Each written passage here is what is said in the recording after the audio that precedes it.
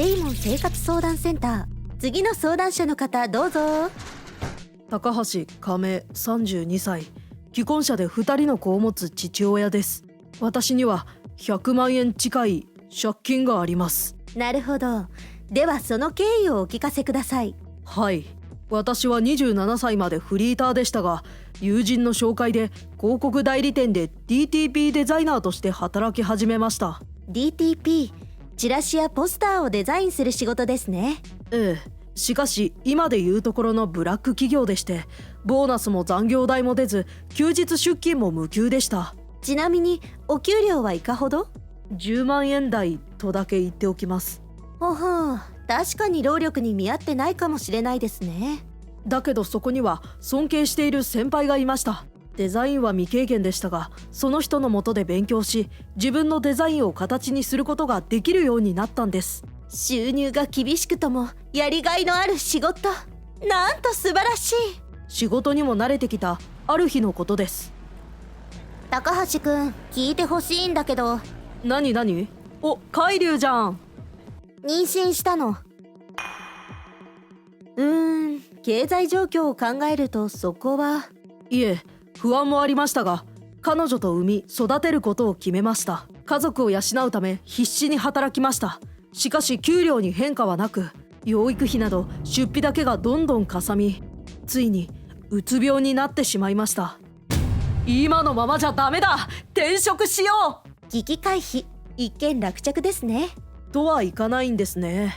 転職したものの貯金もなくやりくりしていたせいで、やっぱりお金が足りない状況に陥りました。どうしよう、誰に借りるか。友達？親？いらぬプライドが邪魔をする。そんな時出会ったのが消費者金融でした。本当にこんなのでお金が手に入るのか？いらっしゃいま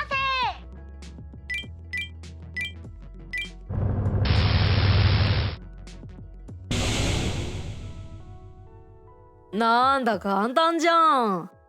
よかった、これで今日しのげる。当時の私はバカでした。皆さんそうです。初めはほんの些細な気持ちから手を出すんですよ。でも数万ならすぐ返せますね。万事解決っと。とはいかないんですよ。やっぱり転職先でトラブルがありまして、経理の問題で1ヶ月分の給料が丸々先送りになってしまったんです。あるんですね、そんなこと。また一時的なつもりで20万円借りました。ほっとしている場合かーい。20万か、大金だぞ。まあ少しずつ返していけばいいわけだし大丈夫。根拠のない自信は禁物ですよ。その後も結婚生活や子育てで必要な出費が増えていき、返済どころではなくなったと。リボ払いで毎月の返済は少額でした。それでも生活費が足りず、安易に月数万借りていました。沼ですね。癖になっていたんだと思います。困ったらすぐに手を出していました。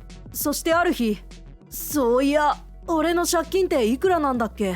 毎月返済し続けてるし大したことないだろう。借金総額をまとめてみると、82万。毎月の引き落としだと完済まで5年以上。その頃には私は40歳近くになっている。愕然としました。借金そのものが悪いわけではありません。家の購入や車など高額な商品の場合、どうしても必要なものです。問題はあなたが自分の支出収入をしっかり把握できていないことです。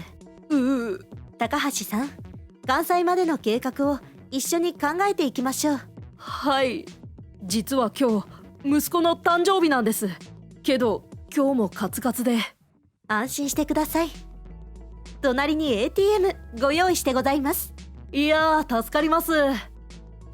借金とは入り口が広く出口は狭い。